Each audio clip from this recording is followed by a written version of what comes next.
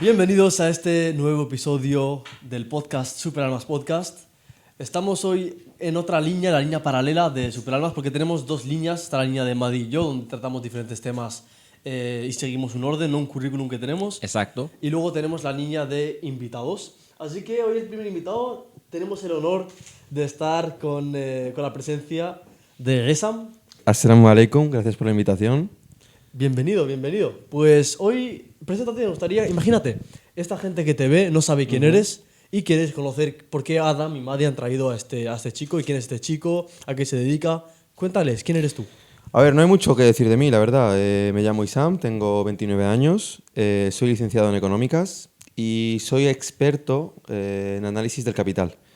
Y lo he llevado un poco a la parte islámica, de la riba, de intentar entender qué es la economía islámica. Y es la razón por la que básicamente pues, me invitan a podcast, hacemos ponencias y por lo que la gente normalmente me conoce. ¿Cuál es tu propósito? ¿Cuál es tu objetivo? Concienciar a los musulmanes, también a los no musulmanes, de que entiendan cómo funciona la economía actual, que sepan cómo funciona y que vean exactamente que tenemos ciertos problemas que hay que corregir y que no podemos dejarlos pasar esperando que otras personas los solucionen, digamos, gobiernos. Cuando dices problemas, ¿a qué te refieres?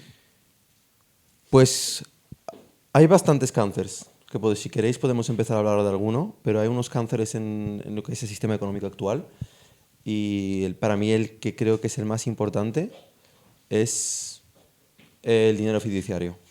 Que nosotros cuando entendemos por cáncer, alguien tiene por ejemplo un cáncer en el tumor, por ejemplo en el hígado, tienes un tumor en el hígado, solo te afecta al hígado. Pero yo creo que el dinero fiduciario es algo que empieza en el sistema bancario y se va extendiendo a todo lo que es el sistema económico. Es como un cáncer de sangre, ¿no? Exacto. Y entonces empieza a afectar a todo el cuerpo, que no solo es el sistema económico, sino a toda la sociedad. Bueno, para empezar, encantado de que estés aquí. Gracias, Mali. Espero que nos puedas aportar muchos conocimientos. Y yo tenía una serie de preguntas que quería hacerte. Y la primera es, ¿cuál es el objeto de tu estudio? Vale. Desde hace un par de años, el objeto de mi estudio ha sido el entendimiento del dinero fiduciario, cómo funciona y qué es. ¿Vale? ¿Y nos podrías explicar un poco la definición de qué es el dinero fiduciario? Vale. El dinero fiduciario viene a ser, por ejemplo, el dólar o el euro, cualquier moneda avalada por el gobierno. Es el dinero fiduciario. No tiene ningún valor en sí. Es decir, tú con un euro o con una moneda de 10 euros no puedes hacer nada, solo te sirve para el intercambio. No tiene un valor intrínseco dentro de lo que es la mercancía. ¿Qué pasa? ¿Cómo funciona? ¿Qué es exactamente ese dinero? ¿Por qué todo el mundo lo quiere? Básicamente es porque es deuda. Significa que alguien está debiendo ese dinero y eso es el valor de esa deuda. Y por eso todo el mundo corre detrás de ello, porque en algún momento se tiene que devolver a alguien. Por eso tiene un valor. Explícanos más qué es esto de deuda para la gente que nos esté escuchando, porque Vale. yo tampoco lo pillo mucho, tampoco sé mucho de economía. Cuando escucho deuda me genera curiosidad. ¿Qué significa deuda? ¿Y cómo funciona? Ellos lo que hacen básicamente es emitir dinero. Y ese dinero básicamente es igual a deuda, ¿vale? Imagínate que tú tienes una idea de hacer un proyecto, podemos llamarlo Superalmas en este caso, y necesitas financiación. Por cualquier X razón tú necesitas muchísimo dinero y no puedes conseguirlo porque ahorrarlo te llevaría muchísimo tiempo. Entonces viene el Estado, vienen los bancos avalados por el Estado y ellos lo que hacen básicamente es decirte, vale, nosotros te damos una forma de que tú puedas llevar ese proyecto y esa forma es que tú puedas acceder a esos recursos mediante un X, que es el dinero, que te va a permitir comprar lo que tú quieras. Y entonces te lo dejan. Pero claro, ellos necesitan cobrar por ese producto que te van a dar, que te vale para todos. Y ese precio es el tipo de interés. Entonces el Estado se lo presta a los bancos, a un 1, un 2%, a un 0,5%, y después los bancos nos lo prestan a nosotros. Y esto ocurre, todo el dinero que hay es entero deuda. Es decir, todos nosotros, de alguna forma, pagamos intereses. No hay nadie en la sociedad actualmente que utilice ese dinero que no pague intereses por ello. Aunque tú digas, no, yo no estoy pagando intereses, mentira, sí los estás pagando. Porque básicamente tú, de alguna manera, estás participando de ese sistema, de ese proceso, para que alguien pueda devolver esa deuda. Exacto. Para entendernos, o sea, cada vez que hacemos compras, realmente estamos pagando intereses, porque, por así decirlo, la comida lleva un IVA, el coche, la gasolina. Es como que es casi imposible, ¿no? Mientras estés en este sistema. Sí, eso es 100%. Yo no lo llamaría IVA, yo lo llamaría las empresas lo que hacen es recibir ese dinero prestado y lo invierten.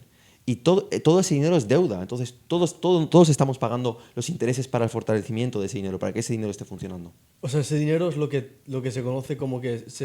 Explícanos sobre lo del dólar, o sea, lo del oro, cada país, su nivel de dinero. No conozco mucho de ello, me interesaría saber. Básicamente es nosotros ahora mismo tenemos el patrón dólar, ¿vale? Hay productos que, básicamente, por ejemplo, el petróleo, no lo puedes comprar a no ser que tengas dólares. Es decir, tú para comprar X barriles de petróleo necesitas tener dólares. Entonces, el dólar siempre se mantiene por encima de cualquier otra moneda, porque básicamente es con el que puedes comprar ciertos productos que son indispensables para nuestra economía, por ejemplo, el petróleo.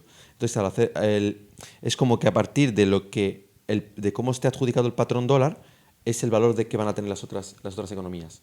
Además, hay un Fondo Monetario Internacional que es el que controla cuánto dinero, cuánta deuda puede emitir un país. Vale.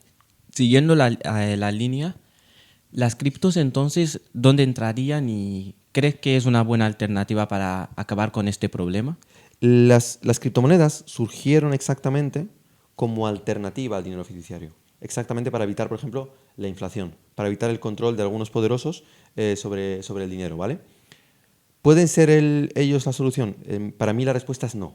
Básicamente, porque lo que viene a ser, por ejemplo, Bitcoin, que es el gran ejemplo, es un sustitutivo perfecto del dinero fiduciario, pero hace casi lo mismo, porque al fin y al cabo el Bitcoin nadie lo necesita, no es un activo que tú necesites, no es una mercancía.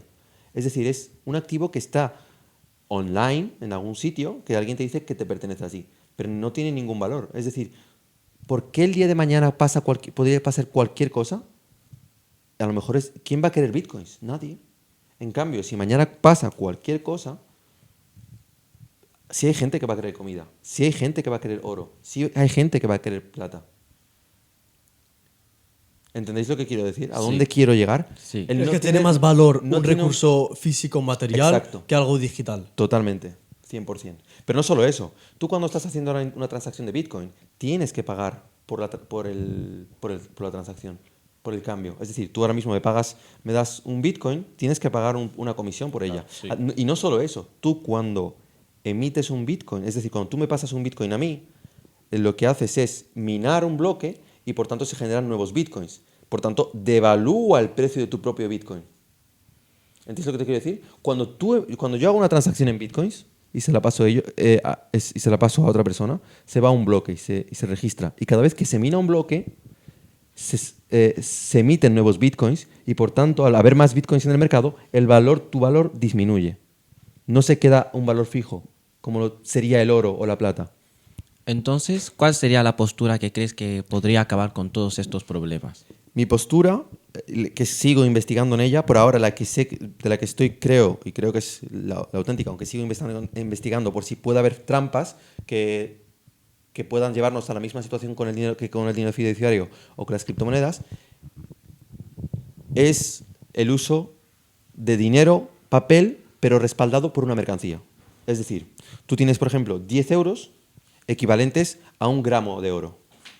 Pero ese dinero siempre está respaldado por el valor de una mercancía, ya sea oro, plata, un metal precioso o un petróleo o alguna mercancía que es utilizada. ¿Por qué crees que... Explícanos qué conoces de la evolución del dinero, de cómo hemos pasado de intercambiar, a hacer trueques, a usar el dinero a día de hoy, a lo que intentan implementar todos los países de que todo sea online y no haya dinero físico. Explícanos el proceso y Vale, cuál crees que es el objetivo. todo empezó en la península, ¿vale? Esto es muy importante, mucha gente no lo sabe, pero todo esto empezó en la península ibérica, ¿vale? Los musulmanes, cuando estaban aquí, ellos condenaban cualquier acto de riba. Es decir, si te pillaban haciendo algo extraño, es decir, intercambiando algo que no era que no fuese una mercancía en el mercado, te cogían y te echaban del mercado y te castigaban por ello. En el momento en el que los musulmanes se fueron de la península, los judíos que ahí residían empezaron a entrar en lo que es toda Europa, especialmente en las ciudades de Italia y Venecia, porque eran ciudades ricas. ¿Qué hacían los nuevos judíos? Ellos básicamente crearon el sistema bancario. Ellos cogían y decían, vale, tú me traes oro, yo te lo guardo y después te lo devuelvo a un porcentaje. Pero ellos ese oro que tú les has dejado a ellos, lo volvían a prestar a otra persona. El mismo dinero, te prestan a ti Exacto. 10 euros y le vuelvo a prestar a él 10 euros y realmente el 10 euros que le he dado a él no existe. Básicamente, tú me has prestado a mí 10 euros y yo soy el banco y yo le he prestado a él los 10 euros. Sí, así funcionan de hecho los Exacto. bancos. Y así se Siguiendo, ha generado que tú tienes 10 euros y él tiene 10 euros. sí, siguiendo esa línea, que hemos hablado un poco del Islam, ¿crees que tu idea sería legítimo en el Islam? De hecho, no la defendería si no fuese legítima en el Islam. De hecho, creo que todos los musulmanes deben conocer de esta idea, de este cáncer, que es el dinero fiduciario, y que tienen que intentar ver cómo podemos salir de ello. ¿Por qué? Porque es un problema. Explícanos más. Vale, primero la inflación. Básicamente, se devalúa nuestra moneda. En el Corán pone claramente, específicamente en español, no devaluéis los bienes de la gente. No se puede desvalorizar los bienes de la gente. Y lo que hace al emitir tu nuevo dinero, como ya sean bitcoins o dinero fiduciario, cuando ellos lo imprimen, se devalúa el valor que tenemos nosotros. Ese es el primero. Pero generan muchísimas más cuestiones. Una de ellas es las diferencias sociales que tenemos hoy en día. Debido al sistema bancario que existe, hace que unos puedan acumular muchísimo y otros vivan con lo que es mensualmente y no puedan, digamos, permitirse crear esos nuevos proyectos sin el permiso de esos bancos. Entonces, éticamente hablando, podríamos decir que estamos en un sistema que es deshonesto. Realmente, Fraudulento, ¿no? lo llamaría. Fraudulento. De hecho, hay un término en inglés que me gusta más porque en español es como que esa palabra no existe. Sí, se llama fraude, pero en inglés se utiliza mejor. Se llama someone rip me off. Es como que alguien me ha defraudado. Pero en realidad en español la palabra defraudado no vale en este punto del que estamos hablando ahora mismo. Pero sí, la palabra rip me off es perfecta para que entendáis esto. O si no, en árabe, es riba. Para que entendáis, es un incremento que alguien se está llevando de mi sudor. Yo estoy intentando hacer dinero legalmente halal y alguien, de alguna manera, con estratagemas, se lo está llevando. Entonces tú, por ejemplo, hace 20 años, que es cuando yo llegué a España, yo me compraba los pelotazos por 20 céntimos. ¿Cuánto están ahora? Creo que están a 75 céntimos. ¿Qué ha pasado desde los 20 céntimos hasta los 75 céntimos? ¿Qué es ese cambio? Pues ese es la cantidad de dinero imprimida y que se ha seguido emitiendo. Y por tanto, tus padres a lo mejor te podían comprar 3 pelotazos, 3 bolsitas de pelotazos, ahora solo a lo mejor te pueden comprar una. Y el argumento típico creo que es lo del oferta-demanda, ¿no? Al fin y al cabo el mercado va regulando sus precios. Eso conlleva una hipervalorización o desvalorización nada se queda con un precio estático. Totalmente de acuerdo. Entonces tú me estás hablando de si el precio el precio del dinero cambia. Sí, yo creo que más bien se refiere a que como hoy en día el mercado se rige por la oferta y la demanda, creo que lo que él se refiere es que, por ejemplo, si baja la oferta de una cosa, es normal que suba la demanda. Vale, pero tú me estás hablando ahora mismo de la demanda del dinero o de cualquier producto. Del producto. Tú has dicho que ningún bien se puede desvalorizar.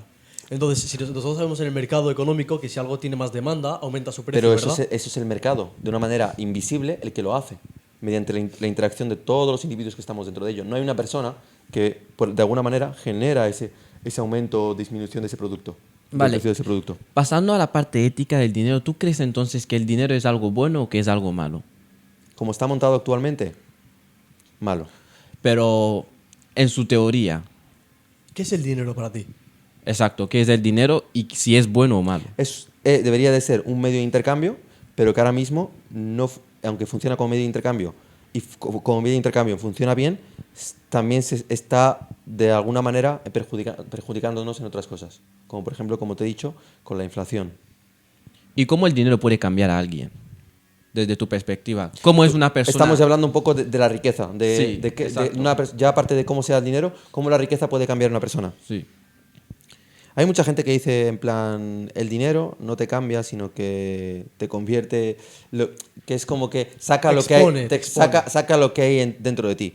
Y yo estoy de acuerdo con esa frase, es verdad, y por eso yo soy de esas personas no he renunciado a la riqueza total, pero sí he renunciado a la riqueza masiva. Es decir, yo espero, inshallah, nunca tener que encontrarme en una situación en la que tenga muchísimo dinero. En ¿Por la qué que no? tenga... Porque básicamente podría exponer esa persona que tengo dentro. Pero a lo mejor tienes miedo de ti. Totalmente. ¿Tienes miedo Tengo miedo de mi alma, exactamente. De hecho, en el Corán pone explícitamente que el alma ordena el mal constantemente. Vale, pero ahí está tu control y tu disciplina y tu trabajo interno. Dependiendo. Tu lucha contra tu alma para Dependiendo. mejorar y ponerte bien en el camino. Sí, pero también es verdad que una de las cosas que podría corromper el alma es la riqueza. Entonces tú, cuanta más riqueza, más tentado te vas a encontrar. Entonces más fuerza vas a tener que tener. Entonces, ¿para qué encontrarme en ese dilema? ¿Por qué voy a querer yo encontrarme en ese dilema de lo estoy haciendo bien o no? Pero cuando tú estás cobrando lo que necesitas, viviendo con lo que necesitas, no tienes ese dilema nunca. Ayudas con lo que tienes y ya está. Pero vamos a ser sinceros. Ujú, Eso. ujú. ¿Tú quieres no tener mucho dinero? Sí. ¿No ves ningún beneficio potencial en tener mucho dinero? Yo te estoy totalmente sincero. Si quieres que te sea totalmente sincero, yo ahora mismo me ingresas 1 millón, 2 millones de euros y me voy directamente a las Maldivas a vivir una vida súper tranquila, no me importaría lo que está pasando en el mundo. Creo que yo y muchísima gente que conozco y que hay alrededor mía. No creo que sigan viviendo en esta sociedad. Vivirían otra vida completamente distinta. Entonces, ¿tú defenderías la idea de que las personas que son ricas deberían apartarse del mundo y vivir una vida tranquila No, y los, no. y los ¿Cómo? demás? No, yo Vale, te estoy diciendo vale. que exactamente que la riqueza sacaría lo peor de mí. Que lo peor de mí sería irme sin pensar en el resto de la sociedad. Vale. ¿Cómo sería usar esta riqueza de manera positiva, desde Exacto. tu punto de vista? Sí. ¿Cómo podrías cambiar esto? Este miedo que tienes a que el dinero te corrompa para que el dinero no, en vez de jugarte en contra, te beneficiara. Aumentar mi fe a un nivel muy, muy, muy alto. Sentir a Allah subhanahu wa ta'ala en todo momento, en todas situaciones. Es la única forma en la que aunque tú ganes ese dinero, sabes que el día de mañana tienes un pago, tienes un juicio con Allah, con el más grande. Y entonces tendrías mucho cuidado con qué hacer con ese dinero. ¿Y qué harías? ¿Cómo sería usar prácticamente ese dinero en beneficio a la sociedad, en beneficio a tu alma, en beneficio al mundo? Yo me desprendería de él. Directamente, no me lo pensaría 2 veces. En plan, sé el apego que tengo por él y lo que hago es desprenderme de él, dárselo a aquella gente que de verdad necesita. Desperdiciaría tiempo buscando a aquella gente que de verdad necesita. No ONGs, no dárselo a gente por dar, sino buscar a gente, que es nuestra sociedad hay muchísima gente, o en países muy cercanos a nosotros, que de verdad sabemos que necesitan, por ejemplo, una casa. Que sabemos, por ejemplo, que necesitan comida, que necesitan poder llegar a final de mes, o cualquier cosa de esas. Entonces, ¿tú crees que las personas que son ricas tienen una responsabilidad moral de ayudar a la Totalmente. gente? De hecho, ellos no solo tienen una responsabilidad moral, tienen una responsabilidad lógica para ayudarnos a que el resto de los demás nos vaya bien. ¿Por qué? Porque si ellos acumulan mucho, quiere decir que nosotros tenemos poco. Y si nosotros tenemos poco y somos muchos, lo que hace es dividir la sociedad y puedes generar muchísimos problemas para lo que es el estado del bienestar que tenemos hoy en día. Estoy de acuerdo contigo, pero ¿a qué responderías cuando un rico te dice ¿por qué yo tengo que dar mi dinero a la gente si yo he trabajado mucho más para merecerme ese dinero y ellos no han hecho el mismo esfuerzo que yo con su trabajo para conseguir que me ese explique a mí el rico cómo ha hecho ese dinero. Porque la mayoría de los casos, en casi todos los casos, porque todos los casos, la única forma de hacer dinero, tú cuando haces dinero, sales y vas por una calle, ¿vale? Y en esa calle, esa acera, se ha construido porque lo ha hecho el Estado. Alguien lo ha pagado. Y ese alguien es la sociedad, no has sido tú solo. Hay una carretera, hay unas aceras, tú cuando sales a la calle no huele mal la calle, huele bien. Todo eso, en plan, es necesario. Si no, no podrías tú hacer dinero. Por lo tanto, podemos decir que el dinero nos podría ayudar a alcanzar una mejor sociedad, a alcanzar objetivos éticos superiores. Cuanto más distribuido, sí. Cuanto más distribuido está el dinero en una sociedad, mejor es esa sociedad. ¿Tú qué eres? ¿Qué tienes más a favor ideológicamente? ¿Al capitalismo, al comunismo, al socialismo? Ninguna de las dos. ¿Cuál sería tu, Hay cuál una sería tu escuela- sistema social económico el mejor? Hay una escuela, yo siempre pienso en el Islam, ¿vale? Para mí el Islam creo que es la mejor forma, el mejor modelo. Criterio. Que hay. Exacto, el criterio. Pero hay una escuela económica que es la escuela austríaca. Ellos defienden lo mismo que yo os he explicado antes. Ellos están totalmente en contra del dinero fiduciario y avalan por un tipo de dinero en el que esté respaldado por una mercancía. Ellos siempre hablan del oro, en el que no existe lo que es el dinero bancario, sino que existiría una moneda respaldada por el oro. Y uno de sus mayores exponentes en el mundo es Huerta de Soto, que es un profesor de la Universidad Rey Juan Carlos, si no me equivoco, de Madrid. Y la verdad que tenemos la suerte de tenerlo aquí, porque es una de las personas que explica por qué el capitalismo con el dinero fiduciario es un fallo. Y explica también cómo se van regenerando las crisis cada X tiempo. Y si solucionando ese cáncer que hemos dicho antes, se solucionarían el resto de problemas. Uno de ellos, las crisis financieras que tenemos cada X tiempo. Pero explícanos, ¿cuál sería el mejor sistema económico para llevar una sociedad? Una economía de mercado con cero riba, con cero tolerancia de riba, con cero intereses, en el que en la economía de mercado lo que prima es el intercambio en los mercados. Pero si todo este sistema fuera bien, pero las personas siguieran siendo corruptos, ¿no crees que habría alguna forma de que la sociedad, al ser corrupta, pudiera llevar a cabo maldades y perjudicar igualmente a No los habría seres forma de humanos? acumular. Si eliminamos la riba, eliminamos una de las grandes formas una de las grandes herramientas para acumular. Y entonces la gente no podría acumular. Y cuando tú no puedes acumular, dependes de tu sociedad. Exacto. Por eso siempre digo que la mejor sociedad es aquella en la que el dinero está más distribuido. Yo no digo que todos tengamos igual. Yo lo que digo es que por meritocracia, que cada uno se lleve lo suyo. Y mucha gente se cree que ellos son los que más trabajan, pero en realidad no es así. ¿Cómo podemos decir que tú has trabajado más o yo o tú? Por tus resultados. Al menos has trabajado más inteligentemente. Vale. Al menos has sabido dónde está el dinero. Al menos has sido visionario. Vale. Al menos has sido perspicaz para saber dónde está el dinero y actuar en base para conseguirlo. Estuve 2 años pensando en mi interior estrictamente, no para ganar dinero yo, sino estrictamente el por qué la subida y la bajada del precio de las acciones.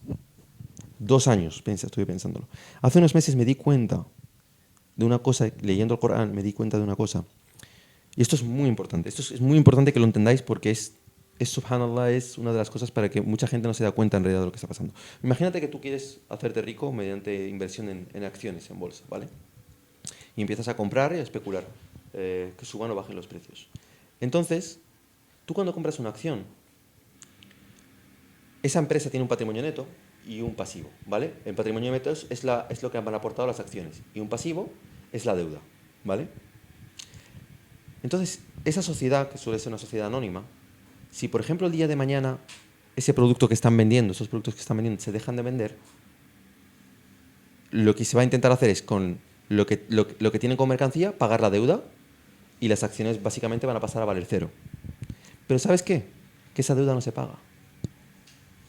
Es decir, si tú como accionista pasas a ser una de las personas socias de esa empresa, si el día de mañana esa empresa quiebra, tú no tienes por qué pagar esa deuda. En el Islam no es así.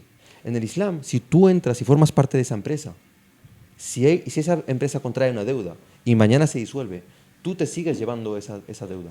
Y eso es lo que explica la volatilidad de los precios de las acciones. Porque básicamente, de esa manera, lo que haces es que la gente compre y venda acciones sin tener ningún tipo de perjuicio en caso de que algo vaya mal. O bien. ¿Cuál sería entonces el sistema económico que promueve el Islam? Economía de mercado, economía libre de mercado, en la que hay unos policías en los mercados. De hecho, en el Imperio Otomano lo sabía, en el Califato Otomano lo sabía. Ellos tenían policías en los mercados en los que si te pillaban haciendo algo, te echaban del mercado. Omar ibn al-Khattab es el mayor economista de la historia. Omar ibn al-Khattab una vez pilló a un hombre que lo que hacía es lo siguiente. Él iba al mercado y vendía una mercancía por debajo del precio de mercado. Es decir, imagínate que valía 3 euros y él la vendía a 2 euros, pero en el precio del mercado valía 3 euros. Y él le pilló y le dijo, o subes el precio de la mercancía o te echamos, o te vas de fuera del mercado. ¿Por qué hizo eso? Porque ese hombre lo que estaba haciendo básicamente era bajar el precio de la mercancía. De esta manera, él se adueñaba de todo el producto y al día siguiente se convertía en el monopolista y ser el único que podía fijar ese precio. Entonces tienes que tener economistas, básicamente eran como policías, que estén al tanto de qué hace esta gente. Preguntando precios, viendo los productos, viendo las mercancías, de dónde han venido, quiénes son estas personas. Tienes que tener esa gente que lo cuide y que proteja ese tipo de cosas. Por lo tanto, podríamos decir que la solución a varios problemas económicos sería evitar la acumulación. Y teniendo en cuenta esto, ¿crees que la caridad sería como una medicina y un deber moral para las personas? Totalmente, totalmente. La caridad es una medicina, no solo es espiritual, pero es una medicina para nosotros como sociedad. Si los ricos que tienen tanto dinero nos diesen ahora a mucha gente que necesita, por ejemplo, pagar un alquiler o cualquier cosa, viviríamos en una sociedad muchísimo mejor. De hecho, las sociedades más donde se ha primado esto, por ejemplo, en Suecia o Finlandia, tienen un estado de bienestar súper alto. En Holanda se dieron cuenta de esto. En Holanda la gente, los nórdicos se dieron cuenta de muchísimas de estas cosas. Ellos saben que la banca genera estas diferencias. Y han dicho, vale,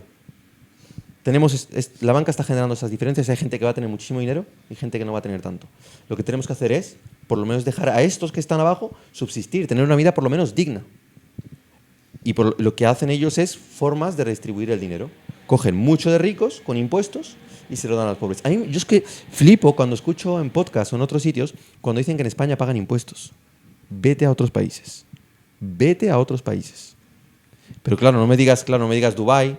Ahí sí, ahí no, porque eso es un paraíso. O no me digas Andorra. Vete a Holanda. Vete a otros países y mira la presión fiscal, cómo es. Y ya me contarás. En el momento en el que empiezas a generar dinero vas a ver cómo tienes que pagar. Puede ser que el sistema en cómo funciona en España esté mal.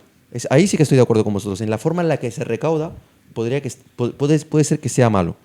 Pero la presión fiscal de otros países es muchísimo peor que en España.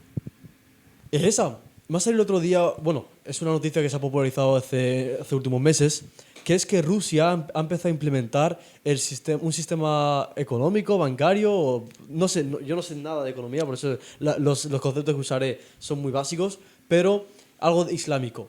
Cuéntanos sobre ello. Creo que lo que te refieres es que ha permitido que exista la banca islámica en Rusia, ¿vale? Os voy a definir cómo es el modelo tradicional primero, para que lo entendáis, y después os voy a explicar qué es el modelo islámico, para que entendáis islámico entre comillas, porque para mí no tiene nada de islámico. ¿Qué son los intereses? ¿Sabéis lo que son los intereses? ¿Creéis que sabéis lo que son los intereses? Es como un castigo, ¿no? Los intereses. No, los intereses no son un castigo, los intereses son, tú necesitas 1.000 euros, yo te los doy y tú me los devuelves en X tiempo, en un año. Claro, yo por dejarte ese dinero, necesito que, claro, yo al tener ese dinero bloqueado durante un año, tengo que cobrarte algo. Mis 1.000 euros ahora tienen que ser 1.100 en un año. ¿Y qué de malo tiene eso? Esos son los intereses, la acumulación. Esa es la mayor herramienta de acumulación que existe en la historia. Es esa. ¿Y qué problema tiene la acumulación? Pues que básicamente tú vives del dinero. Del dinero que tienes ahorrado, vives. Tú no estás invirtiendo. Hay una diferencia entre invertirlo y endeudarse. Tú lo que estás haciendo es que yo se lo estoy dejando a él. En el caso de que le vaya bien, me los devuelve. En caso de que no le vaya bien, el negocio me pasa a mí. Pero en inversión es diferente. En inversiones yo le dejo 1.000 euros. Si le va mal, yo voy con las pérdidas con él. Si me va bien, yo me voy con las ganancias con él. Esa es la diferencia entre endeudamiento e inversión. Pero lo que quería ir es que sepáis que el interés es el precio que pagas por tener, el precio que recibes por tener ese dinero bloqueado. Es decir, lo recibiste en el año X y en el X más 1 es cuando has recibido ese dinero de vuelta, pero tienes que recibir un pago por ello. Esa es la definición de interés. La definición, digamos, bruta o la sencilla. Callejera, digamos. Vale, esto es lo que hace la banca islámica. La banca islámica te dice, yo voy a la banca islámica y le digo, hay una casa que vale 120.000 euros. Yo no tengo los 120.000 euros. Puede que mañana, inshallah, los tenga, pero ahora mismo no los tengo. Y ellos te dicen, vale, yo tengo una opción. Yo te voy a hacer una cosa, ¿vale? Yo te compro la casa y me la vas pagando. Pero el precio no va a ser 120.000 euros. El precio va a ser 200.000 euros. ¿Vale? Ellos dicen, básicamente, que es que ahí no hay un préstamo de dinero. Pero si lo piensas bien, ¿cuál es la definición primera que hemos dicho de interés? Es bloquear tu dinero.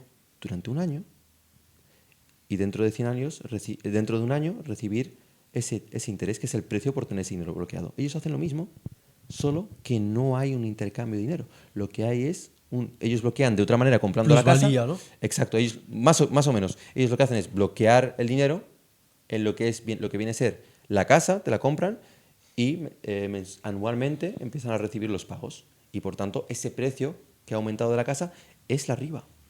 Pero por eso, que no hay ninguna diferencia. Totalmente de acuerdo contigo. Para mí, de hecho, por eso te lo quería explicar de esa manera así. Porque no hay diferencia. ¿Y cómo sería islámicamente?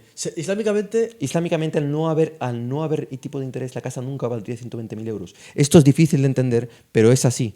Al no existir acumulado de capital tan grande, no se puede llegar a generar esas casas. Y es el propio tipo de interés el que te genera ese problema. Sí, mira, en la crisis del 2008, los tipos de interés subieron a un nivel increíble. Entonces, se dejaron de dar préstamos. Nadie se podía endeudar. Todo el mundo, en plan, si tú querías comprarte una casa, no podías porque los tipos de interés eran muy altos. ¿Qué es lo que pasó? El precio de la vivienda bajó.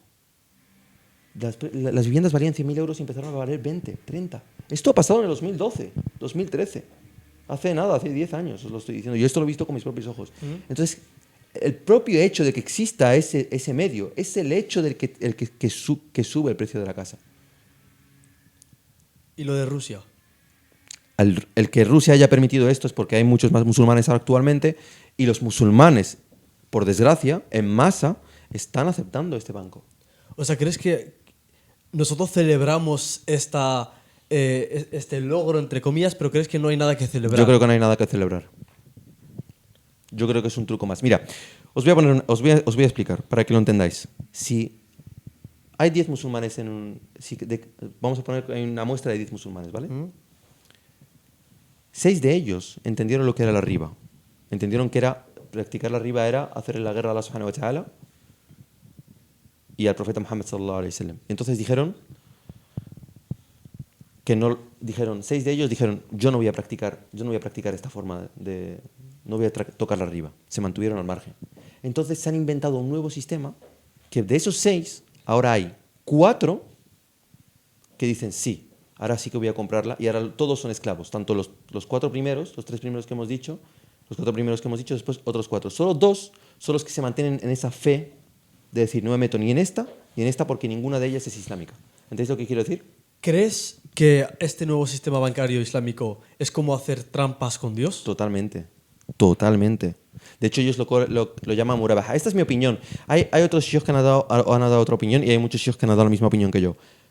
Pero lo que sí que es verdad es que la mayoría de los sheikhs que han dado una opinión en contra son economistas que han entendido muy bien el sistema. Y hay otros que no han entendido el sistema y han entendido algún hadith del profeta Muhammad sallallahu alaihi wasallam y han hecho como una analogía, sin entender exactamente qué es lo que está ocurriendo. Yo no estoy diciendo que sea haram. Hay sheikhs que lo están diciendo. Yo no puedo decirlo porque no soy nadie, pero yo sí que tengo la obligación de decirte lo que está ocurriendo y te lo acabo de explicar. Y tú mismo me acabas de decir, es lo mismo. ¿Te has dado cuenta? Tú mismo me acabas de decir que era pero lo mismo. Es que no solo yo, se dan cuenta los españoles cuando les explico a colegas míos Exacto, esto, me dicen, pero si es lo mismo, bro. Exacto. Pues entonces, algo está fallando. De hecho, me parece un paripé. De hecho, el que se mete en ello, no quiero utilizar una palabra malsonante, pero un poco tonto, sí que creo que es. Es que yo no sé qué opina Madi, y es un debate que tengo con Esam. Yo creo que es un deber moral tener mucho dinero y acumular capital y tener riqueza. Creo que es un deber moral porque, tío, si tú no acumulas la riqueza, tú que eres musulmán, yo que soy musulmán, tú que eres musulmán, lo acumulará otro. Yo prefiero acumularlo yo y poder tener esa conciencia, ese miedo y esas ganas de buscar la excelencia y la virtud y que tengo mis prioridades, mis valores y aplicarlo a un bien mayor que lo tenga otra persona que sea egoísta, es arrogante y solo piensa en sí mismo. Entonces, si yo tengo el potencial, yo siempre lo he pensado, que una de las mayores cosas de las que yo me pueda arrepentir el día de mi muerte, antes de mi muerte, es de no haber aprovechado mi potencial. Entonces, si yo sé, como Adam, que tengo un potencial muy grande y que lo puedo aprovechar, yo me arrepentiría mucho y sufriría mucho sentir que no estoy aprovechando ese potencial. ¿Y qué tiene que ver eso con el dinero? Claro. Porque tú puedes maximizar. Mi potencial viene por decirlo así, la métrica, un poquito, aparte Para nada. es el dinero. Para ¿Por qué? nada. Porque el Para dinero me nada. va a permitir generar un impacto en la sociedad. Para y ese nada. es mi propósito, generar un impacto. Cuanto más dinero tenga, más recursos tengo. Pero Cuanto tú- más recursos tengo, más puedo accionar y actuar en base a conseguir un bien mayor. Hay cosas que no se pueden solucionar con el dinero. Hay muchísimas cosas que no se pueden solucionar con el dinero. Muchísimas. Hay muchísimas cosas que no se pueden solucionar el dinero después de que interviene el dinero, por decirlo así. Una persona dice que el dinero da la felicidad, ¿de acuerdo? Pero una persona pobre, en circunstancias mediocres, precarias, que no tiene dónde vivir, tú le das dinero para cubrir sus necesidades básicas y te juro que le haces contenta a esa persona. Vale, yo voy a dar respuesta a lo que has dicho, pues yo estoy completamente de acuerdo con Elisa, porque para empezar, yo creo que el dinero es algo totalmente peligroso. Porque para empezar, el dinero cambia a las personas. La gente que dice el dinero no me cambia es mentira. Porque para empezar, cuando uno no tiene dinero, va mirando los precios de todas las cosas que compras, eres consciente de tus compras. Pero cuando no tienes dinero, no necesitas usar esa conciencia de, oye, ¿cuánto vale esto? Y tal. Luego también los lujos. Quieras o no, las personas que tienen mucho dinero siempre creen que sí, vale, si tú has trabajado mucho, de vez en cuando darte un detallito está bien. Pero hay niveles en el que se llega a comprar cosas que realmente no necesitan. O a un precio súper elevado los productos de lujo. Una gorra de 1.000 euros yo creo que es totalmente innecesario. Porque esos 1.000 euros no puedes coger y dárselo a otra persona en vez de invertirlo en algo que es algo material que no es una persona. Por Pero lo eso tanto, no es el problema del dinero, es el problema de la persona que es egoísta y el mercado le satisface lo que tú no sus entiendes- necesidades arrogantes de sentirse especial y él cede ante esas necesidades Vale. humanas de arrogancia. Pero no es el problema del dinero en sí. te voy a dar la respuesta. Cuando uno tiene acumulación de algo, dejas de apreciarlo. Ese es el problema del dinero. Cuando no lo tienes, lo aprecias. Lo utilizas bien. Eres consciente de cómo lo utilizas. Y las personas somos así. Es como cuando los típicos chicos, ¿no?, que están rodeados de mujeres siempre y tal, no aprecian a las mujeres mucho. Luego, cuando eres consciente de la dificultad, eres consciente de que esto te ha costado y tal, entonces es cuando empiezas a apreciar las Pero cosas. eso es cuando el dinero te viene por ejemplo, de herencia o te viene fácil. Aunque no Pero es te que, hermano, es lo mismo que decir, no hay que entrenar en el gimnasio, porque cuando tengas un buen físico te va a cambiar, te va a hacer más arrogante. No, el problema no es de haber entrenado y tener un buen físico, el problema es tuyo, que eso te ha afectado de esa manera. Hay Porque personas... tú ya eras arrogante de por sí y ese físico bueno, ese dinero, esa mujer, esos lujos te exponen lo que llevabas, tu parte oscura, lo que llevabas dentro. No le podemos echar la culpa a una herramienta, a un recurso. El problema está en el ser humano que es malo. En el Corán pone explícitamente, que aquel que tiene suerte es aquel que está libre de su propia avaricia. Gracias. Entonces, De la avaricia, no del dinero. no, pero es que al fin y al cabo, el querer tener dinero es avaricia. El querer El tener dinero te lo voy a poner- es un resultado, una consecuencia de tu impacto Te lo en voy la a- sociedad y eso te va a permitir ser Te lo voy a una persona explicar, te lo voy a explicar de una manera. impactante Te lo voy a explicar de una en la manera. sociedad. ¿Tú sabes por qué la gente quiere dinero? De verdad. Quiere. ¿Tú sabes por qué la gente quiere? Déjame ¿Sabes- terminar. ¿Sabes que el mayor factor de riesgo al estrés es la pobreza? Pero me quieres dejar terminar. Eso a lo mejor es porque el sistema lo ha montado así. La gente quiere tener dinero porque básicamente no quiere depender del mercado. ¿Qué es el mercado? Es incertidumbre. ¿Qué es la incertidumbre? Es exactamente cuánto Allah te ha dado. Es decir, tú cuando te levantas por la mañana no quieres tener que depender del mercado. Tú lo que a ti te gustaría es tener tu vida resuelta. Es la única razón por la que la gente se enriquece y acumula dinero. ¿Qué que el de día- malo tiene eso? ¿Qué de malo tiene eso? Allah subhanahu wa ta'ala es el que sustenta. Si tú con artimañas intentas acumular para dejarte al margen de lo que es el mercado, ahí es donde está la maldad. No, Porque lo quieres quieres mantener... al margen. Lo que quieres es vivir de manera cómoda y con un mayor bienestar en un sistema que está dominado por el dinero. Vale, Eso es lo que te va a dar bienestar. hazlo lícitamente en el Islam y después me cuentas. Totalmente, pero Escúchame. ¿estamos hablando del dinero o estamos hablando de la manera de hacer dinero? Porque obviamente si es la manera negativa Cuando la encontré, pero- y manipuladora y egoísta y pero la- estafadora y no virtuosa, obviamente eso ya no hay Pero no debate es tan ahí. fácil Pero hacer el- dinero de manera halal. Aunque parezca que sí, no lo es. No lo es en ningún... Yo no lo he conocido, yo no lo he visto. Mucha gente me dice, no, yo es que me hago tal.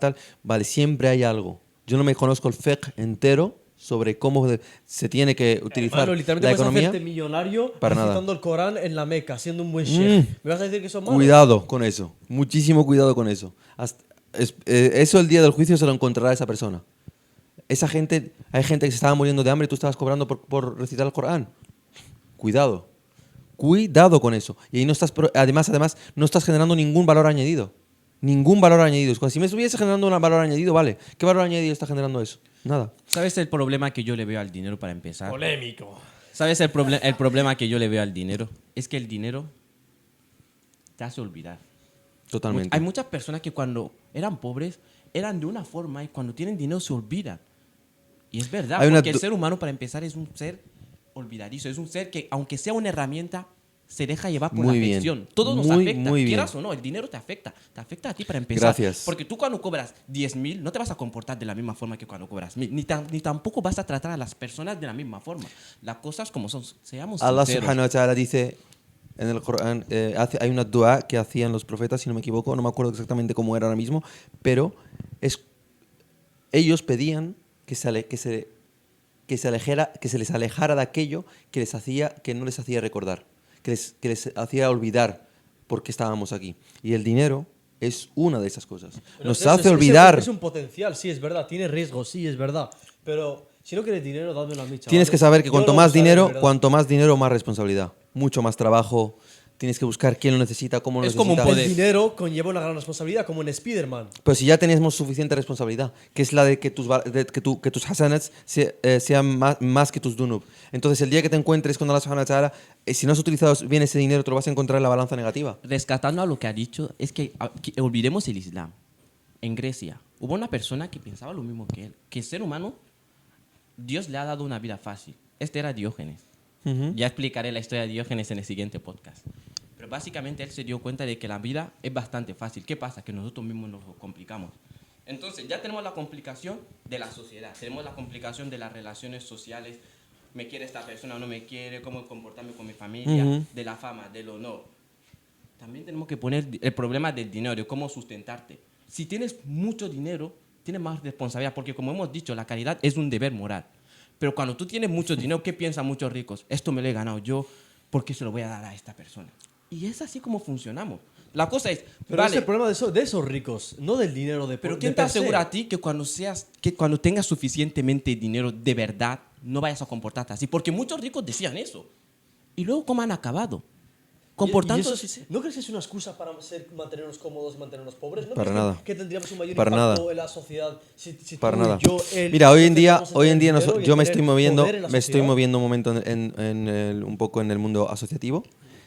Y si la excusa por lo que la gente no hace nada es básicamente porque no les da dinero. Entonces ellos hacen cosas solo por dinero. Quiere decir que en realidad ellos se quieren mantener siempre en esa zona de confort. Si no hubiese cuando no hay dinero de por medio, nadie quiere hacer nada.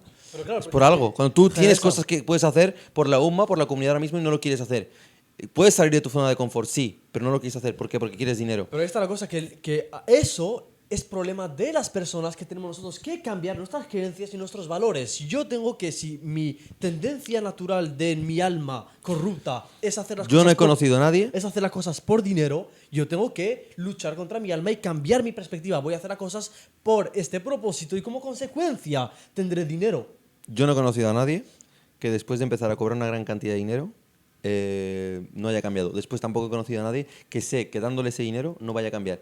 Una persona, de todas las que he conocido muchísima gente, he viajado muchísimo, he estado en empresas en las que había muchísimas personas, solo he conocido una persona que estoy segura de que tú le dejas el dinero encima de la mesa y él seguiría siendo la misma. Y era una persona que tenía una aqida indestructible. Que eso se puede trabajar. Y eso es el deber de cada Vale, uno pero trabajarlo. escúchame, esa persona cuando coja ese dinero no lo va a utilizar para nada que otra cosa, que es desprenderse de él.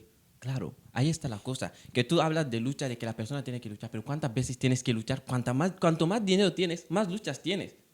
Ahí está la Totalmente. cosa. Entonces, Tener dinero no es facilidad, no va a ser fácil. Tener Ahí grandes está. empresas y tener grande riqueza Ahí es está. mucho estrés, sí. Pero tú tienes que preguntártelo y es una decisión de cada uno de decir, vale, me renta, estoy dispuesto a sacrificar una parte de mi estabilidad y mi paz mental por tener más dinero, o a lo mejor tiene mayor impacto. ¿Tú no quieres sacrificar eso? Bien, yo sí quiero. Por ejemplo, hablando de mí. Estoy dispuesto a tener una vida un poquito más estresada, con mayores preocupaciones, teniendo dinero, teniendo más poder y poder aportar Espero muchísimo más. que lo consigas y nos enseñes que lo has hecho bien. Espero que sí, le pido a Allah Inshallah. que me sea fácil. Yo no te lo deseo. Te lo juro, no te lo deseo porque te deseo ver en el Jannah. No quiero verte que por el dinero te vayas al infierno. Espero que no. Esperemos que no, eso está claro. Por Esperemos eso no que te lo deseo, pero no por otra cosa. Y bueno, ahora pasando a un nivel más individual, Ujú. ¿cómo crees que el dinero afecta a las relaciones? Que creo que tú has escrito mucho de las relaciones, escribes sobre las relaciones, pues explícanos un poco, llevando el tema al tema de... ¿Qué opinas tú? Sí. Es que antes de llevarlo a la parte económica, tenemos que empezar a definir que hay dos tipos de matrimonio, ¿vale? Está el matrimonio moderno y el matrimonio de toda la vida, el clásico, digamos, el fisabilillah, ¿vale? El matrimonio moderno no solo es la destrucción de la familia, es la destrucción de la sociedad. Es la descomposición de las jerarquías, la descomposición de las formas en las que antes funcionaba la sociedad, ¿vale? ¿Qué es el matrimonio moderno? El matrimonio moderno no es intercambiar los roles, es cambiar los roles a las personas que forman parte de ese matrimonio, ¿vale? ¿Qué es lo que ha pasado? Durante años, por desgracia, el hombre ha maltratado a la mujer. Esto es verdad, esto es un hecho. Esto lo sabemos por nuestros abuelos, lo sabemos porque ha pasado, porque no nos lo tiene que decir nadie. A ver, tampoco es tan mal como lo pintan a veces. Yo no creo que tampoco sea así. Yo no creo que todos los hombres fuesen malos. Pero sí que es verdad que había una época en la que el hombre se ha aprovechado de la mujer, ¿vale? La mujer, en el momento ahora que ha tenido la fuerza, en el siglo XX, en el siglo XXI, de poder acabar con el hombre, lo que ha hecho es emerger, intentando eclipsar al hombre, y por tanto se ha generado un desequilibrio en la sociedad. ¿Cuál es ese desequilibrio? Tenemos mujeres con 30 y pico nunca se van a casar, nunca van a tener hijos. Tenemos divorcios permanentemente. Tenemos de cada 10 casamientos hay 8 divorcios. Es una completa locura, es una auténtica barbaridad. Y la mujer lo único que se cree que se está vengando, pero después ella es la que peor lo lleva, porque ella es la que primero envejece y por tanto es la que después es la primera que queda excluida. Económicamente, ¿qué es lo que ha pasado? Pues básicamente la mujer ha entrado en el mercado laboral. En el momento en el que la mujer ha entrado en el mercado laboral, todo ha cambiado. De hecho, hay gente que se cree, y hay hombres que también creen que ellos quieren que su mujer trabaje para ganar más dinero.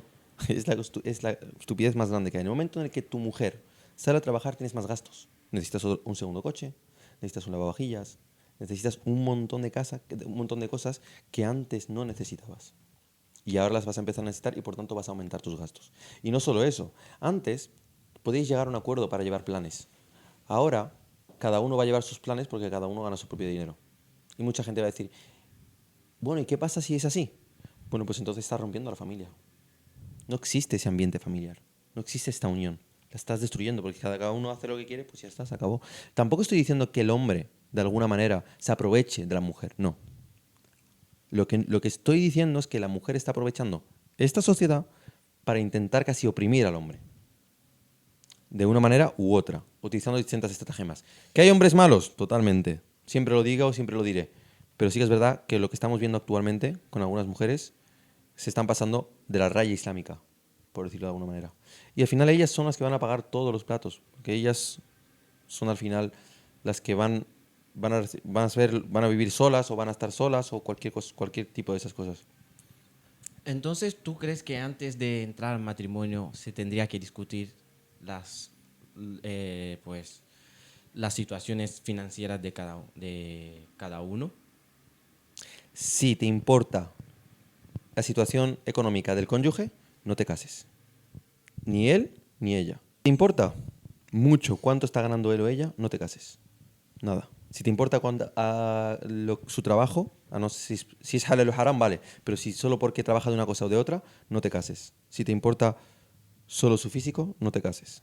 No son las razones para casarse. Te acabarás divorciando tarde o temprano o acabarás teniendo una mala vida. En la mayoría de los casos es así. Lo único que te tiene que importar es cuánto imán tiene esa persona en su corazón. Nada más.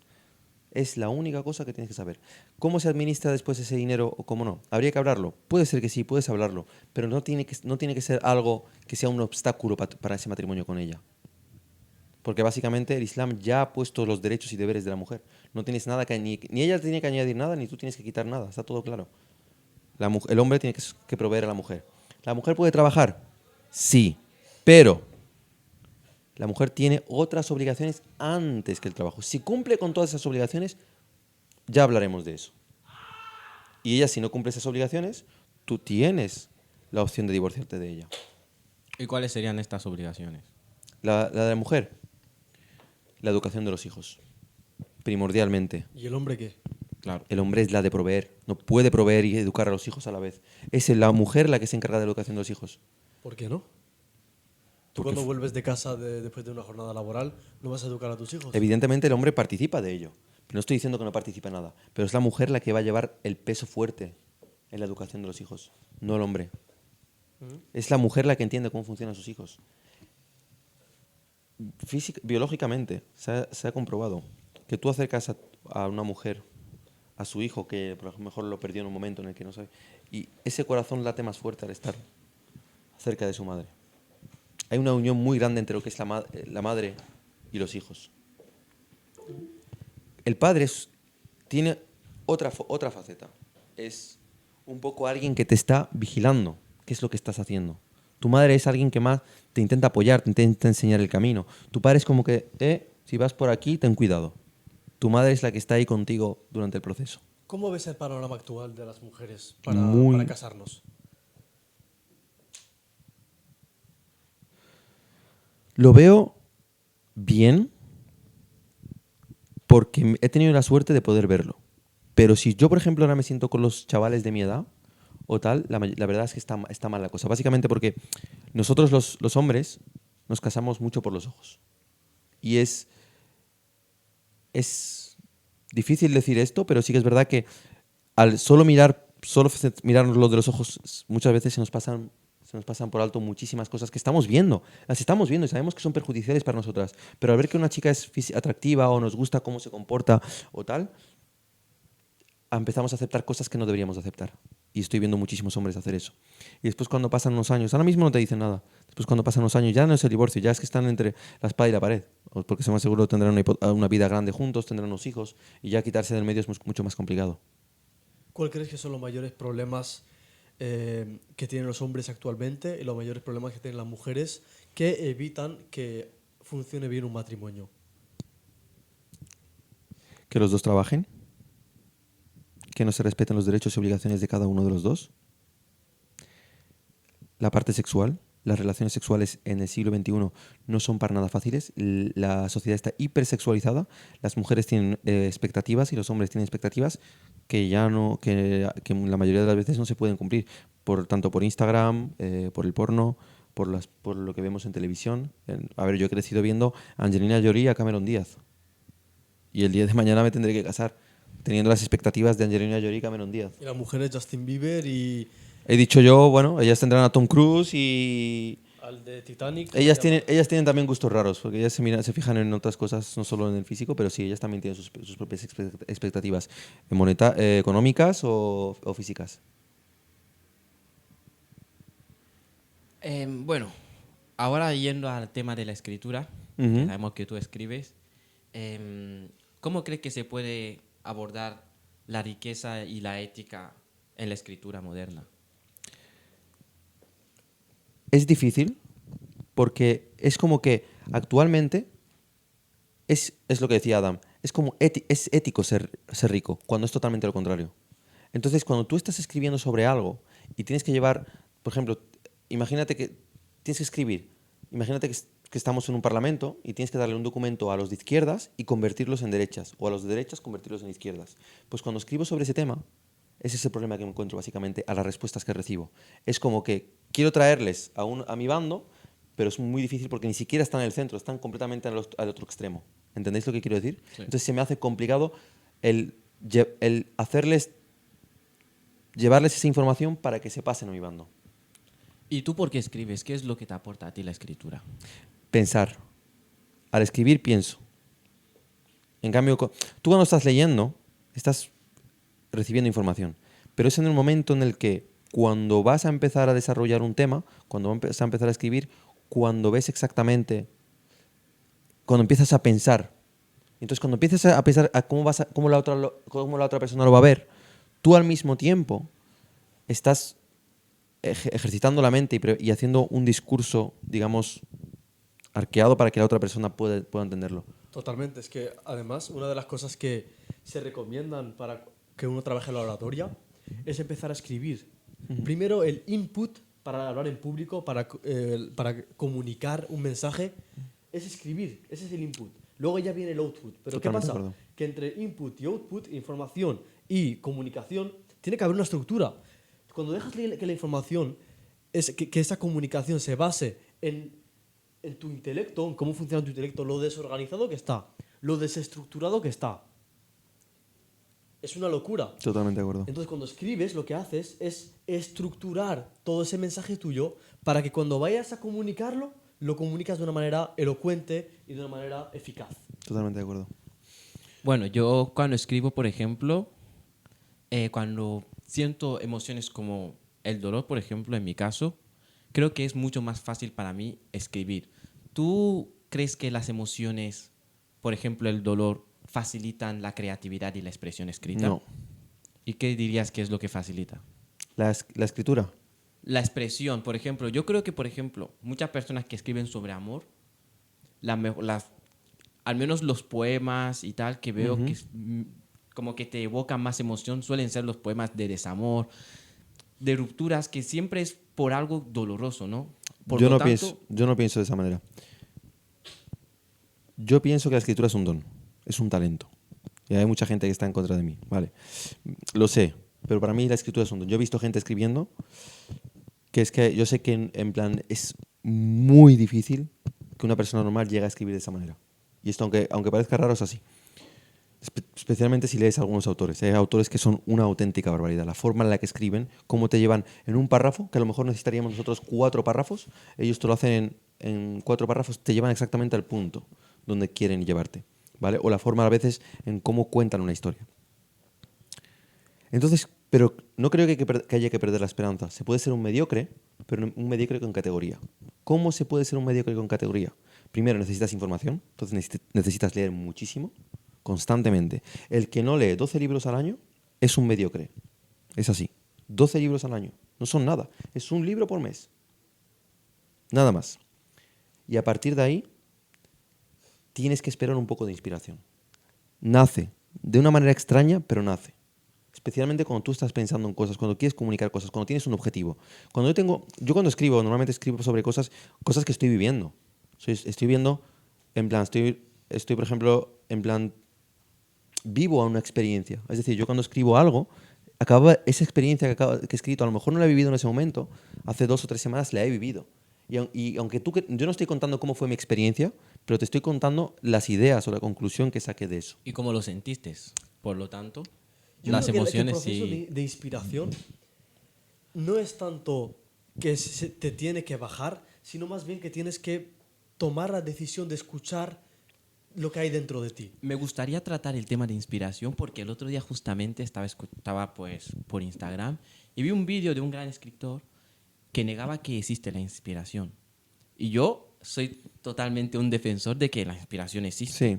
¿Tú qué opinas? Yo sigo pensando que creo que existe, que te baja en ciertos momentos y que puedes escribir muy bien y después hay momentos en los que puedes pasar un día entero y no escribir nada bien, ni que se te ocurra ni siquiera una idea. Suele ocurrir. Por eso te he dicho que para mí es un don. Hay gente que no sé cómo lo ha hecho, cómo lo hace y tiene el don de escribir. Tú tienes que leer a Arthur Conan Doyle. Es una auténtica locura. Arthur Conan Doyle es el que escribió Sherlock Holmes. Y lees sobre tienes que ver solo las historias o las aventuras de Sherlock Holmes, cómo las escribía. O a William Shakespeare. Para mí William Shakespeare no era tan bueno, pero aún Los así... mayores escritores, yo me voy a tirar un triple, pero prediciendo de la habilidad o el tipo de personalidad de los grandes escritores, asumo que deben ser personas bastante introvertidas. Porque las personas introvertidas tienen esta característica de mirar mucho para adentro, de estar mucho consigo mismos. Entonces, por eso lo que digo, la inspiración es escucharte a ti mismo, es permitirte que todo lo que tienes en el inconsciente, que ya se está produciendo y se está trabajando y produciendo, que pase a la conciencia y tú luego expresarlo verbalmente, en formato de escritura, pero que la gente que tiene su su mente, su intelecto, ya ocupada con estímulos que no le permiten enfocarse en su interior, esos suelen ser los extrovertidos. Están tan para afuera que y fuera no hay inspiración, la inspiración está para adentro. Yo quería añadir una cosa a todo esto. Es que hay dos cosas que nos importan en la escritura, ¿vale? El contenido y la forma, ¿vale? Tú para saber si alguien sabe escribir o no, tienes que ver que incluso puede escribirte sobre un contenido que no te interesa, pero te enamora la lectura. Y esto es lo que hacen los grandes escritores. Algunos escriben sobre novelas y tú empiezas y en un párrafo ya te han cautivado. Ya necesitas leerte el libro entero y saber lo que va a ocurrir. Esa creo que es una de las grandes diferencias entre una persona que tiene el don y otra persona que no lo tiene. ¿Crees que saber escribir te ha hecho mejor comunicador? Yo soy un mediocre, estoy intentando ser un mediocre con categoría. ¿Crees que intentar ser un mediocre con categoría te hace ser mediocre con categoría a nivel de comunicación, oratoria? ¿Me ha ayudado para conseguir trabajos? ¿Me ha ayudado en mi trabajo? ¿Me ha ayudado a conocer personas? Sí, completamente. ¿Me ha ayudado a ligar? También. Por lo tanto, o sea, la escritura y la comunicación estarían muy ligadas. Y me gustaría también que definieras para ti qué es la inspiración, porque creo que el Adam ha hecho una mini definición, pero me gustaría saber cuál sería tu definición. ¿De la escritura? No, de la ¿De inspiración. la inspiración? Sí. Si lo quieres ligar con la escritura, perfecto, pero... Yo creo que es una idea que se te baja en un momento en el que sabes cómo estructurarla. Sabes no solo cómo estructurarla, sino además estructurarla de manera resumida. Porque tú puedes tener una información sobre algo y saber exactamente, tenerla completamente estructurada, pero de ahí a resumirla y resumirla bien es muy complicado. Entonces es como un momento en el que tú recibes esa idea de cómo llevar esa estructuración y se resumen todo junto y puedes hacérselo llevar a los demás. No sabría definirlo en Es que realidad. yo creo que es un error pensar que la inspiración te baja. ¿Te baja de dónde? Sí que te baja. Yo estoy... ¿No os ha pasado muchas veces que estás en un proyecto, estáis pensando, por ejemplo, en el nombre de vuestro próximo proyecto y le dais vueltas y no sale, y no sale? Y van pasando los días y después os ha venido la inspiración, la idea, después de despertaros por la mañana, o mientras estáis lavando los platos, o mientras estáis en el baño haciendo vuestras cosas. Ahí lo que ha pasado es que porque nuestro inconsciente, cuando le metemos la información, tenemos un objetivo, que es producir algo. A lo mejor conscientemente no estamos dando la atención, pero inconscientemente se está produciendo. Puede ser. ¿Qué pasa? Que de repente, por ejemplo, tu yo onírico, tú durmiendo, ya está pensando en aquello, programando aquello, produciendo aquello, mirando qué decisiones puede tomar, y luego ya cuando da con ella, pasa a la conciencia. Y ahí es donde lo llamamos inspiración. Hostia, estoy inspirado. Pero no es que estés inspirado, es que tu yo inconsciente ha estado ya trabajando en esa idea durante mucho tiempo y ahora acaba de pasar a la conciencia. Por lo tanto, tú dirías que alguna vez has estado inspirado y tú también. Me gusta. 100%. Sí. Siempre estás inspirado. No, siempre no. Pero la inspiración se entrena. Si tú te pones cada día a escribir sobre un tema y a reflexionar y a conscientemente y voluntariamente a hablar sobre este tema y a intentar sacar una salida, llegará un día. Dependiendo del interés que tengas sobre ese tema. Si no estás interesado en ese tema, no. Entonces pues tienes que tener primero un interés sobre un tema. Hay gente que vive en una vida en la que no tiene interés sobre nada. ¿Y cómo es cuando, o sea, cómo me describirías tú tu momento de inspiración? ¿Qué sientes tú cuando estás inspirado? ¿Cómo llegas a Rabia. a ese momento? Rabia. Por ver muchas cosas que no me gustaría ver. Es el momento en el que surge. Porque además, a mí me gusta siempre transmitir de una forma sarcástica. Y ese toque, es la rabia con ese sarcasmo con lo que quieres llevar las cosas para que la gente básicamente lo entienda, pero no entienda otra cosa, digamos, sepa lo que está sintiendo, pero que lo sepa de una manera un poco más light, hace que pues tenga ese momento de... Es interesante porque la inspiración te puede nacer o de la rabia, del enfado, de algo que te enfada y quieres exponer tu opinión sobre ello, o a lo mejor desde el amor. No he sentido el amor aún. El amor como a nivel de energía, Entonces... como el deseo de servir, como el deseo de aportar, como el deseo de contribuir, como el deseo de mejorar, cambiar algo. Pero no desde la rabia, no desde el enfado, no desde la división y el rechazo, sino desde... La unión. Bueno, tú puedes sentir hay una rabia o unos celos que son buenos. Cuando tú, por ejemplo, ves a tu pareja o tal, cualquier cosa de esas, son buenas. O también tú puedes tener celos por tu religión. Cuando alguien se le habla mal, habla mal de tu religión, cuando sabes que no es eso lo que se está diciendo Claro, y es que ahí cambian, está, ahí está la cosa. pues ahí Son nace esa rabia. Son diferentes niveles de conciencia. Claro. Si tú alguien habla, por ejemplo, hablas mal del Islam, de mi religión, yo puedo sentir rabia y enfado y percibirte como un enemigo, como una división, como una lucha y querer cambiarte. No, porque haces esto. O desde el amor. Madi, yo sé que estás yendo por el mal camino y te quiero ver bien y quiero verte en el paraíso. Por lo tanto, desde el amor voy a hacerte ver que estás equivocado y que debes cambiar tu perspectiva. Son niveles de frecuencia totalmente diferentes. ¿Y tú cómo o sea, tú cómo entras al momento de inspiración? ¿Cómo lo sientes tú? Porque yo lo siento totalmente Vivencias. diferente de él, pero tú, Adam, ¿cómo lo sientes? Yo es que una de las razones, yo veo mucha gente que quiere hacerse rico, quiere emprender, quiere trabajar, quiere mejorar, pero como desde el dolor, ¿no? Desde evitar aquello malo que le ha pasado, a lo mejor está en una familia mala, está por una ruptura amorosa, etc. Yo siento que el motor que me motiva a conseguir grandes cosas es el amor. Realmente yo disfruto de lo que hago, realmente disfruto y me apasiona y me lo paso bien queriendo lograr lo que quiero lograr, con mis objetivos, con mi propósito, y lo hago desde como el acercamiento, como el observar ese potencial creciendo, materializándose. No lo hago desde, mi padre me hizo no sé qué, o la gente me señaló de pequeño y ahora les quiero demostrar. Pero hay diferentes no sé qué. tipos de rabia. Tú estás hablando de una rabia más individual. Yo digo de una rabia en plan que nace de ver cosas que no deberían de ser así, de injusticias. Entonces a veces no es malo. Si tú ves una injusticia y te sales Sí. ese de por dentro, jolín, ¿por qué esto es así? Cuando podría ser de otra manera. Por ejemplo, yo escribo mucho sobre la mujer y el hombre, sobre las relaciones matrimoniales, porque veo mucho en internet, no, el 50-50 no, el 50-50 no, por ejemplo. Y después, ellas no cumplen ni con el 50% de lo que tienen que cumplir. Pero esta Ya no cosa, solo si es... tú lo haces desde la rabia, es ¿por qué las mujeres piensan así? No deben pensar así, pero si lo haces desde el amor, desde la compasión, desde entender que esta pobre creación, no desde la superioridad de ellos no saben, Cada no uno- sé, esos- pero desde la compasión de, jope, tío, en verdad, ¿por qué estamos actuando así? Pero Vamos a intentar eso es el cambiarlo. carácter de cada uno. Hay gente que tiene un carácter más reaccionario y gente que tiene un carácter menos Y el reaccionario. carácter reaccionario es de un bajo nivel de conciencia. Para nada, para nada. Omar ibn al-Khattab era una persona muy reaccionaria. Y es primero uno de los mejores economistas de la historia. Pero, Omar por ibn ejemplo- al-Khattab, por cualquier cosa, en plan, cuando alguien insultaba al profeta Muhammad sallallahu alaihi wasallam o tal, él ya le iba a pegar. Y el profeta Muhammad sallallahu alaihi wasallam le paraba. Y el profeta Muhammad sallallahu alaihi wasallam dijo, si hubiese un profeta después de mí, sería Omar. ¿Hay algo mejor que un profeta? No. De acuerdo, pero una cosa, por ejemplo, los celos. Los celos en la cultura mainstream de psicología se le suele pintar como tóxico, como inseguridad, como desde la desconfianza, etc. Entonces, desde el Islam nosotros, los celos, el ghera, viene de tghayar, ¿no? Cambiar, querer cambiar algo. Entonces, cuando yo siento celos hacia mi mujer, la perspectiva de baja frecuencia es... Ella me va a poner los cuernos, me van a humillar, van a hablar de mí en la calle, voy a ser menos hombre, etcétera, etcétera. Mi mujer me va a dejar desde el miedo, desde la desesperanza, desde el apego, desde... ¿Me entendéis? Pero si lo haces desde la perspectiva islámica es...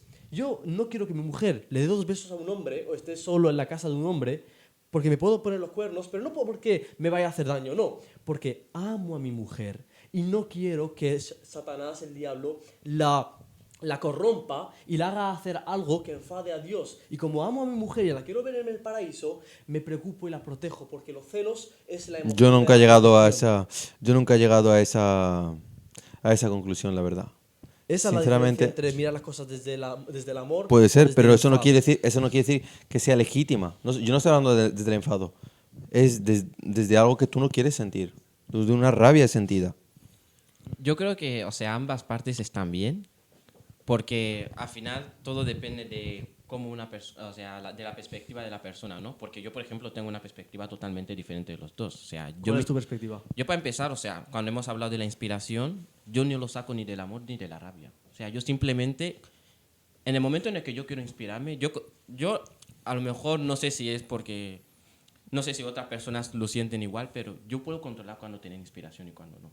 Pero tienes que saber una cosa. Y no Cuando hablamos de solamente- inspiración, perdona. Y no solamente cuándo, sino de qué forma. O sea, yo cuando quiero tener inspiración, yo me siento O tranquilo. sea, tú te permites fluir. Exacto, yo que creo que venga la lo que- lo inspiración que quiera. es un momento en el que entras en un nivel de concentración en el que ya nada me importa. Yo cuando estoy inspirado me puedes hablar que no te voy a hacer caso. O sea, flow. estás hablando conmigo, pero es que yo no estoy ahí. Yo estoy en lo que tengo que estar. Pero tienes que saber que tú no eres el que decide si has estado inspirado o no. Somos los que te leemos. Si te podemos decir, ok, lo que acabas de escribir, stop. Ahí Y está la entonces te cosa estoy que, diciendo, por vale, has ejemplo, estado inspirado. Ahí está la Ahí cosa. es donde está la cuestión. Ahí está la cosa, que yo cuando he escrito trabajos inspirado, lo han leído y han dicho, esto es una maravilla. Entonces, algo tiene que ver también, ¿no? Mi inspiración. O sea, es como esa intuición, ¿no? Porque- de cuando produces algo Sí. desde la inspiración. Porque para mí la inspiración es ese poder o esa concentración que te lleva a crear cosas nuevas o crear cosas que ya están, pero de una forma totalmente diferente. Es lo que yo llamo inspiración, porque si no todo lo demás es copia, ¿no? Cuando decimos que alguien está inspirado en hacer algo es porque ha hecho algo diferente, ha hecho algo que te sorprende, algo que te llama, ¿no? Y para mí es eso. O sea, cuando yo llego a ese nivel de inspiración, sé que lo que estoy escribiendo, sé que el trabajo que estoy haciendo, muy difícilmente se me puede copiar porque eso es mío.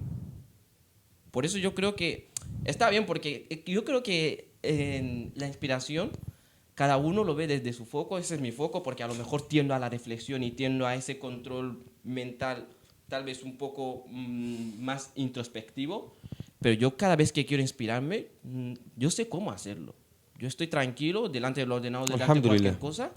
Y Pues simplemente... nos tendrás que dejar leer Por tus eso- cosas. Por eso la práctica y la perseverancia también es importante, porque con cuantos más te entrenes y te pongas en un contexto que te favorezca la inspiración, más probabilidad habrá de que se te aparezca esta inspiración. No pretendas llegar a la inspiración estando yo creo con en un estímulos y desarrollo. ruido y discoteca y Yo mujeres. hemos tenido varios debates, ¿Sí? ¿vale? Y me he dado cuenta de que tú tienes un pensamiento del desarrollo del ser y yo también tengo un pensamiento del desarrollo del ser. Lo único que diferenciamos es en la forma, ¿vale? Sí. Para mí el desarrollo del ser es en los modales. Es la mejora en tus modales, es la mejora en el saber tratar a los demás, el saber dar siempre a los demás. Y para ti el desarrollo del desarrollo del ser es desarrollarte a ti físicamente, económicamente, para poder ser capaz, de alguna manera, para solucionar todos los problemas que te encuentras. Cuando a lo mejor esos problemas nacen exactamente de ese intento de desarrollo individual. A lo mejor con el dar te estás desprendiendo de muchísimas cosas. Sí, de hecho, muchas veces, o sea, cuando damos realmente tenemos, porque tenemos el cariño de esas personas. O sea, muchas veces, Hasanat. o sea, tener muchas veces te hace perder cosas. O sea, yo cuando busco el dinero pierdo mi tiempo. Las cosas como son. O sea, Claro. nadie va a trabajar porque le da la gana. ¿Qué significa que busques dinero? Que vayas a perder 8 horas. O muchas veces también perder dinero supone perder tus propios valores, perder tu propia moralidad. ¿Qué hacen los políticos? Muchas veces venden su propia moral a cambio de estar en el poder. Porque el poder al final representa lo que al final todos buscan, ¿no? Dinero. Llegar a presidente da igual, engañando al pueblo, da igual lo que sea. ¿Por qué? Porque si llegas a presidente, aunque dures 4 años, todo lo que te queda de vida está pagado. Por lo tanto, si te tienes que vender tus morales, tus creencias, a nadie le importa. Pero por eso el dinero arrogante nace desde el miedo, desde el apego al dinero, no creo en mí mismo o no creo en Dios, de que este dinero, igual que se me ha venido, se me puede ir. Igual que se me puede ir, soy capaz de devolverlo y de conseguir más. Cuando tú Vale, tienes- cuando hagas eso y tengas una familia, tengas unos hijos, también tienes que pasar tiempo con tu familia, con tus hijos. Tienes que hacer cosas por la comunidad. Si tú te vas solo por el dinero, a lo mejor pierdes todas las No, demás pero cosas. por eso, si yo consigo dinero, confío en mí mismo de que puedo generar más dinero, soy competente, el día en que yo no tendré miedo a dar dinero a los demás porque confío en mí mismo de que puedo generar más. Muchas gracias a todos, muchas gracias por acompañarnos en este podcast. Esperemos que os haya gustado, que os haya sido de beneficio. Muchas gracias a Esan por haber participado. Gracias con y nosotros. no os endeudéis con la banca. Bajo ningún concepto. ¿Cuál sería tu último mensaje que te gustaría dejar antes de morir? Imagínate que te mueres mañana, te gustaría dejar un mensaje a la sociedad. ¿Cuál sería? No te endeudes bajo ningún concepto con la banca y teme a Allah subhanahu wa ta'ala, vuelve a tu Señor, vuelve al digno de alabanza. Muchas gracias, Isam, y espero que os haya gustado. Un placer y ser una superalma es una Decisión. decisión. Nos vemos en la próxima.